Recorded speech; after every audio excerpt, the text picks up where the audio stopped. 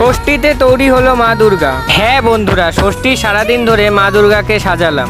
এত রাত পর্যন্ত কাজ করেও কমপ্লিট করতে পারিনি শেষ পর্যন্ত, তাই আজকে সকালেই মা দুর্গা, লক্ষ্মী, সরস্বতী, গণেশ, কার্তিক সহ সকলের চোখ আঁকতে শুরু করলাম। আমার এক বন্ধু আমার অনুরোধে মা দুর্গার গয়না এবং অস্ত্রগুলো তৈরি করে এনে দিয়েছিল, তার জন্য আমার অনেকটাই সময় বেঁচে গিয়েছিল, নইলে আমার আরও অবস্থা খারাপ হয়ে যেত। এরপর গয়না এবং মুকুট পরিয়ে মা দুর্গাকে চুল লাগাতে আরম্ভ করলাম। তারপর শুরু করলাম মা দুর্গাকে এক একটি অস্ত্র দিয়ে সাজানো। তোমরা দেখো মা দুর্গাকে শেষ পর্যন্ত এই অস্ত্র দিয়ে সাজানোর পর কেমন লাগছে দেখতে, তোমরা অবশ্যই কমেন্ট করে জানিও। আর সকলকে শুভ শারদীয়ার আন্তরিক প্রীতি ও শুভেচ্ছা। শেষ পর্যন্ত আমার এত খাটনি সফল হলো, তো তোমরা শেষ পর্যন্ত দেখো মায়ের ফাইনাল লুক।